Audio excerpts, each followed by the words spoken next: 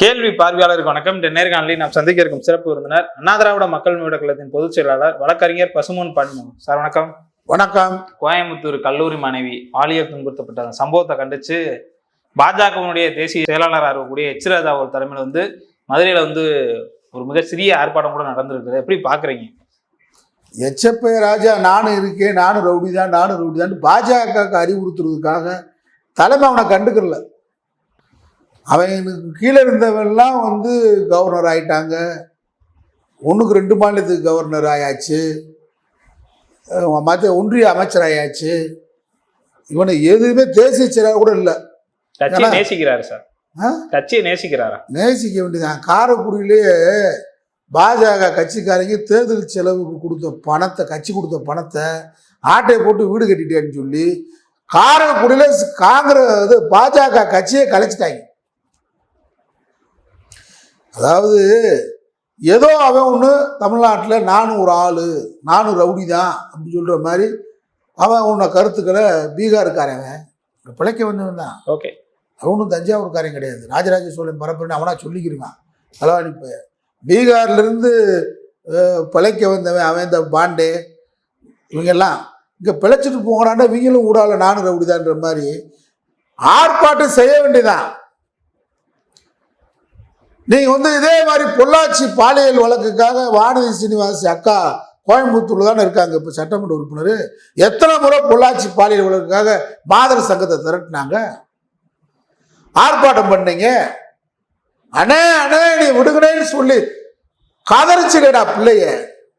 இன்னைக்கு வரைக்கும் பொள்ளாச்சி பாலியல் வழக்குல உண்மை குற்றவாளிகள் தப்பிச்சிருக்கானே வானதி பேசிருக்காங்களா?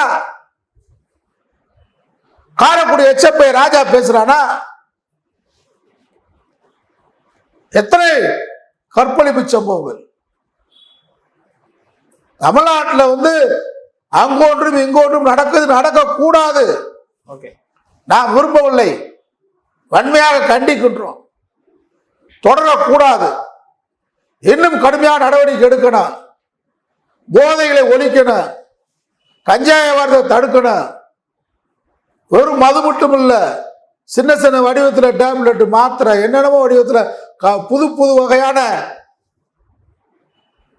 மது போதை வஸ்துக்கள் நடமாடு. உலகமே கெட்டு போகும்போது தமிழ்நாடு மட்டும் அது விதிவிலக்காக, அது விதிவிலக்காக இருக்கு. இன்னைக்கு கண்ட்ரோல் பண்றான். இன்னைக்கு உலகமே ஒரு குறையின் கீழே வந்துருச்சுல. அதனால எந்த வகையிலையும் இங்கே நுழையக்கூடாது என்பதை நம்முடைய முதலமைச்சர் நடவடிக்கை எடுக்கிறார். உத்தரப்பிரதேசத்தை பாரு, எச்எப்பே ராஜா விரும்பிய பெண்ணை பழங்குடி மக்கள், பட்டியல் சாதி மக்களுடைய பெண்களை நேர வர்றான், பெற்றோர் இருக்கும்போது கூட்டு போறான், கற்பழிக்கிறான். கதை இல்லை, சினிமா இல்லை. இதுக்கு கதறையே, எதுக்கு கதற? நீ உத்தரப்பிரதேசத்தில் ஒரு சாமியார் மாதிரி மொட்டை ஒரு முதலமைச்சர் இருக்காங்க, யோகி. பேரு யோகியா, யோகி ஆதித்யா, பேரு மட்டும் யோகியா. அந்த அந்த உத்தரப்பிரதேசம் என்ன நடக்குது? எங்கள் உறவுகள் பட்டியல் சாதி மக்களுடைய பெண்ணை கூட்டிட்டு போய் கற்பழிச்சுட்டாங்க. போலீஸ்ல புகார் வாங்குறியா? இல்ல. அதுக்கு மேல புகார் கொடுத்துட்டா அந்த பெண்ணை கற்பழிச்சு கொண்டுட்டு எரிச்சிட்டு காவல்துறை உன் மகளை தூக்கிட்டு போய் கற்பழிச்சிட்டாங்க, கொண்டுட்டாங்க. நாங்க எரிச்சிட்டு இந்த வந்துட்டோம், உன் மக அவ்வளவுதான். டேய், இப்படி நடந்துகிட்டு இருக்கா உத்தரப்பிரதேசத்துல. டெல்லியில நடமாட முடியுதா? பெண்கள் சுதந்திரமா இருக்க முடியுதா? கர்நாடகத்தில் என்ன, வீட்டுக்கு பணி செய்ய வந்த பெண்ணை கற்பழிக்கலையா? பாலியல் தொந்தரவு பண்ணலையா? முன்னாள் பிரதமர் மகன்லாம் உன் கூட்டணி கட்சி தானே. கர்நாடக சட்டமன்றத்திலே உட்கார்ந்து சட்டமன்ற உறுப்பினர் பாஜக செல்லுல புளியும் பார்த்துக்கிட்டு இருக்கானே, அது பாஜக கட்சியா பாலியல் கட்சியா? தமிழ்நாட்டில் ஓ கட்சியில கௌதமி நடிகை எதுக்கு போனாங்க? உன்னை விட்டு காயத்ரி ரகுமான் எதுக்கு போனாங்க? அக்கா வானதி சொல்ல முடியுமா? ஆர்ப்பாட்டம் எச் ராஜா பேச முடியுமா? பதில் சொல்லுங்க. கோயம்புத்தூர் நடந்த சம்பவம் ஏற்றுக்கொள்ள முடியாது. யார் ஏற்றுக்கிறா?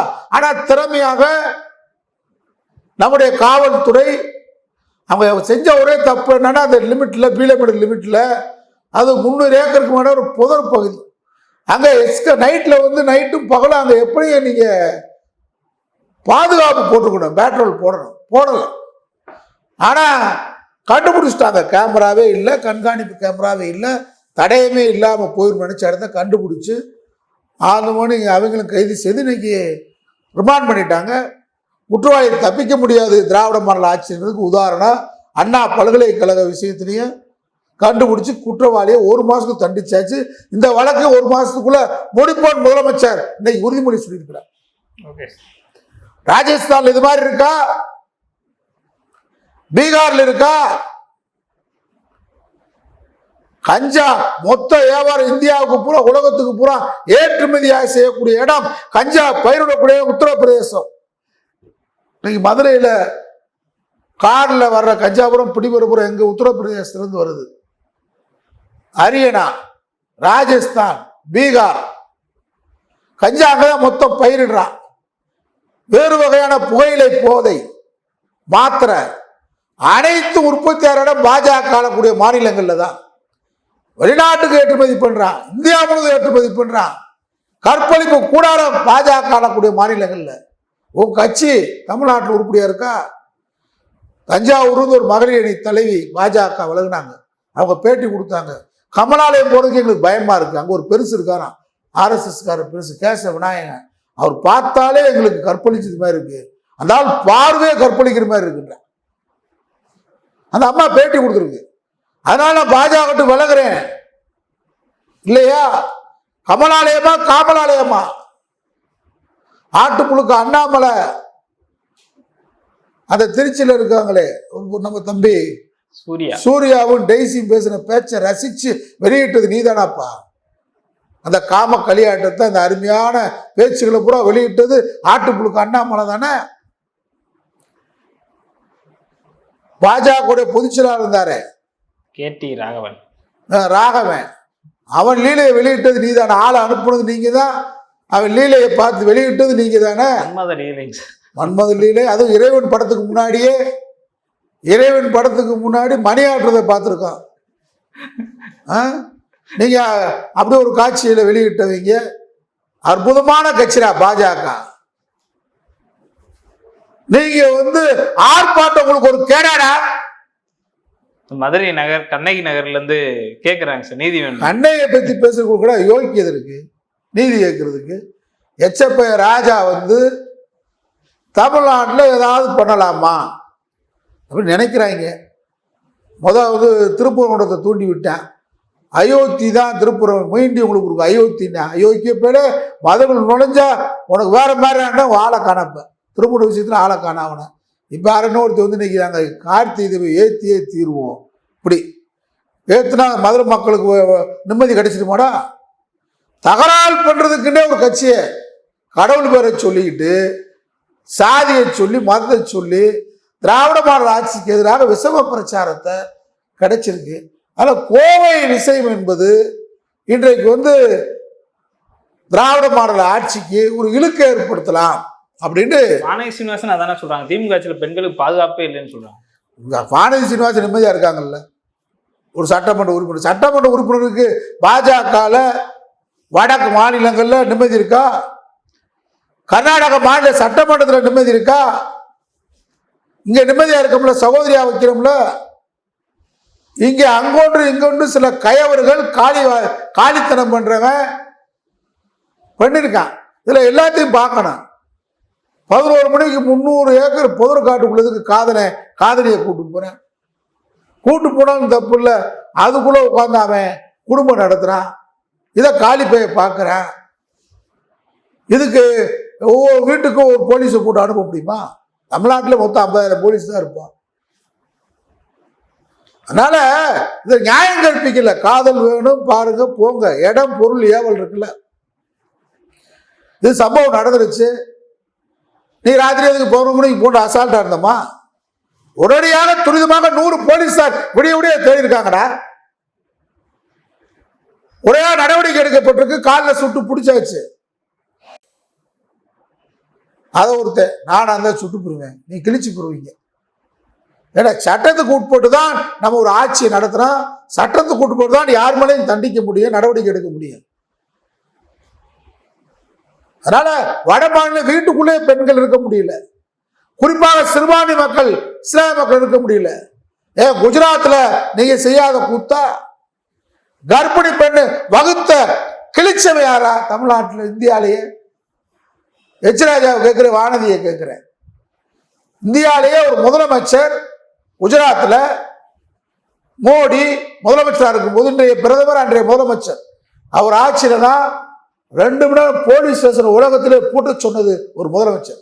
கண்டுக்கிறாதீங்க, எந்த போர் எடுக்காதீங்க, 2 மணி நேரம் போலீஸ் ஸ்டேஷனை பூட்டுக்கன்னு சொல்லிட்டு குஜராத்தில் முஸ்லீம் பெண்ணை பார்த்தா கூட்டு பாலியல் பண்ணுங்கன்னு சொல்லி அப்பதான்டா குழந்தை பிறந்த பிள்ளைய மாறி மாறி கற்பழிச்சு கொண்டவங்க. அவனை யோக்கின்னு சொல்லி விடுதலை பண்ணது இந்த பாஜக. இப்ப நீதிமன்றம் உள்ள தண்டிச்சது. மாலையை போட்டு வேற வரவேற்பு, மாலையை போட்டு நல்லா கற்பழிக்க, ஜெயிலுக்கு முன்னாடி நின்று கற்பழிச்சு குற்றவாளிகளை, பாலியல் செய்து சிறு குழந்தைகளை அடிச்சு கொண்ட குற்றவாளிகளை, மாடு ஆடு கூட அந்த ஈண்டு எடுத்தோடனே அந்த குழந்தைய அந்த ஆடவோ மாடோ அது அந்த கண்டை போட்டோடனே அது பக்கத்தில் போகாது. குழந்தை பிறந்த பச்சிலம் பிறந்து குழந்தை அந்த தாயை பாலியல் பண்ண பாவிக்கச்சிட பாஜக, RSS. உலகாரைக்கு மட்டும் இல்ல, பாலியல்ல ஒரு வரைமுறை இல்லாத ஒரு வன்முறையாளர்கள். அதை பாராட்டி நல்லா பாலியல் பண்ணீங்க, நல்லா குழந்தைய கொண்டீங்க, நல்லா கர்ப்பிணி பெண்ணை கற்பழிச்சிங்க, உங்களை நாங்கள் வரவேற்கிறோம், உங்களை இந்த அரசு விடுதலை செய்யுன்னு சொல்லி மாலை போட்டு கூட்டு இந்த கேடுகட்ட கூட்டத்தை கட்சியை சேர்ந்தவன் எச்ராஜா, வானதி சீனிவாசன். இன்னைக்குங்க சார், இந்த எச்ராஜா போராட்டத்தில் நாங்கள் மதுரையே மீட்டுட்டோம், திருப்பூர்ன்ற மலைக்கு பார்த்தீங்கன்னா எவ்வளோ லட்சக்கணக்கு இந்துக்கள் வந்திருக்காங்கன்னு சொன்னேன். எச்ராஜா பின்னாடி ஒரு 100 பேர் தான் சார் ஆர்ப்பாட்டத்திலே இருக்காங்க. அதாவது அதான் ஏற்கனவே நான் சொல்லி பல முறை சொல்லியிருக்கேன், திருவிழாக்கள் தமிழகத்திலே நடைபெறும். வடக்க நடக்கிறது வேற, இங்க நடக்கிறது வேற. திருச்செந்தூர் சூரசம்காரமா லட்சக்கணக்கான மக்கள் திருச்செந்தூரில் திரளுவார்கள். ஆடி அம்மாவாசையா நம்மால் போயிருவேன், ராமேஸ்வரத்துக்கு கிளம்பி போயிருவேன் பூரா. அந்த பாப்பா கிட்ட கொடுத்து அவன் தான் இவங்களுக்கு நேரடியாக டைரக்ட் கான்டாக்ட், செத்தவங்களுக்கும் இறைவனுக்கு டைரக்ட் கான்டாக்ட் அவன்கிட்ட கொடுப்பாங்க. அவன் பூராத்து வீட்டுக்கு அரிசி பருப்பு வீட்டுக்கு கொண்டு போயிருவேன். அன்னைக்கு பார்த்தா மூடையா பாப்பா பைய கொண்டு போவேன். நம்மால் கேன பைய போய் அவன் கையில் கொடுத்து, எங்கள் அப்பன் செத்து போனேன், எங்கள் ஆத்தா செத்து போனேன், அவனுக்கு அனுப்பி விடுது. மோட்சத்துக்கு எப்படா போகுது? ராக்கெட்டும் போகல. இவன் பாப்பா கையில் கொடுத்து கடலை நாசப்படுத்தி விட்டுருவாங்க. கங்கையிலையும் ராமேஸ்வரத்துலையும் பார்த்தா இப்படிலாம் இருக்கு நம்பிக்கை. பாப்பா கையில் கொடுத்தாச்சு அவன் தான் டைரக்ட் தூதுவேன், அனுப்பிச்சி விடுவேன். அப்பையும் சாப்பிடுவேன். செத்து போனால் முடிஞ்சு போச்சுடா. காக்கா சாப்பிடுதா, குருவி சாப்பிடுதான்னு அலைஞ்சிக்கிட்டு மூட நம்பிக்கை முடைநாட்டத்தை இந்த பாப்பை உருவாக்குனா நம்மளால போவான். ஆடி அமாவாசைக்கு பார்த்தா குமிஞ்சு போவான். நீங்கள் இதில் ராமேஸ்வரம் குமியான். இங்கிட்டு பார்த்தீங்கன்னாக்க பழனிக்கு நடந்து போவான்.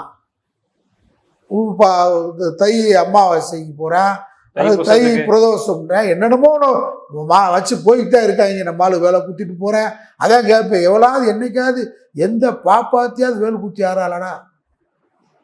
கண்டதுண்டா கல்லுடைக்கும் பாப்பானை கண்டதுண்டா? பார்த்ததுண்டா? சாமியாடும் பாப்பாத்தியே பார்த்ததுண்டா? பேய் முடிச்சிருக்க பாப்பாத்தி யாருக்கா? எந்த ஐயப்பன் முடிக்காது பேய் முடிச்சிருக்கா? இவ்வளவு இருக்குல்ல. நம்மால் ரோட்ல கல்கத்தா காளியம்மே, நம்மால் கோடீஸ்வரியம்மே, எல்லா கோயிலும் வச்சிருப்பேன் நம்ம ஆளுங்க. நம்ம பூசாரி தான் ஆட்டம் போடுவேன். மீனாட்சி அம்மன் கோயில் அவ்வளோ சுத்தமாக உட்காந்துருக்கு. என்னைக்காவது ஐயருக்கு சாமி இறக்குதா? திருச்செந்தூர் கோயில் இறக்குதா? இறக்காது.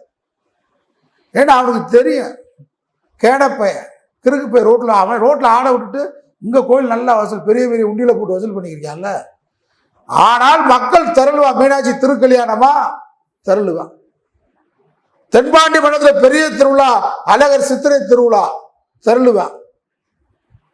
ஆனா நாளைக்கு அவனை கூப்பிட்டு நீ பாபர் மூசி இடிக்க வரணும், கோரிப்பாளையம் பள்ளிவாசல் இடிக்க வரணும், திருப்புரம் மலையில் இருக்கக்கூடிய தர்காவை இடிக்க வரணும்னா இடிப்பீங்களா? தர்காவை எங்க யார் சொல்லுவா? மீனாட்சி திருக்கல்யாணத்துக்கு போன இந்து, வைகாசி விசாகத்துக்கு பால் கூட எடுத்தவன், காவடி தூக்குனவன், திருச்செந்தூர் முருகனுக்கு சூரசம்காரத்துக்கு போனவன், காவி வேசி தான் கட்டியிருப்பேன். நினைச்சுக்கிட்டு இருக்கேன் அங்க இருக்கிற எச் ராஜா காவி வேசி கட்டினா பிஜேபி, அது வடக்கு, இங்க காவி வேட்டி கட்டியிருப்பான். ஆனால் அவன் திராவிட கலை கொடுத்துருந்து பெரியார் கொடுத்துட்டு உட்கார்ந்துருப்பான். தர்காவை இடிச்சா கை நிறைய கயிறு கட்டியிருப்பான். அவன் தான் அருவாளை தூக்கி நிற்பான். எங்க மாமன்டா, எங்க மாமன்கள், எங்கள் மைத்துனர்கள், எங்கள் உறவுகள் வழிபடக்கூடிய இடம்டா தர்கா. வாழ்ந்து நம்ம போறதுக்கு முன்னாடி நம்மால் நிற்பான். பெரியார் சிலைய எவனாவது உடைக்கிறியா? ஆடி அமாவாசைக்கு போயிட்டு வருவேன் தர்ப்பணம் பண்ணிட்டு. ஆயிரத்துல மண்டபத்துல ராமநாதபுரத்துல ஒரு பெரியார் சிலை ஒருத்தர் உடைக்கிறான்னா பசை விட்டு இறங்கி நிப்பாட்டுறவன் நம்மால் பட்டை அடிச்சிருப்பான், காய் வேசி கட்டிருப்பான். அவன் தான் அருவாளை தூக்குவான். பெரியார் எங்களை மனிதனாக இந்த மண்ணில் நடமாட வைத்திருக்கிறார். இஸ்லாமியர் எங்கள் சகோதரன், கிறிஸ்துவன் எங்கள் சகோதரன். இந்த மண்ணில் மதத்தின் பேரால் விளையாடாத. நாங்களாம் ஒரே ரத்தம் சொல்றவங்க தான் இங்க இருக்கக்கூடிய கோயில்ல தள்ளக்கூடிய இந்து.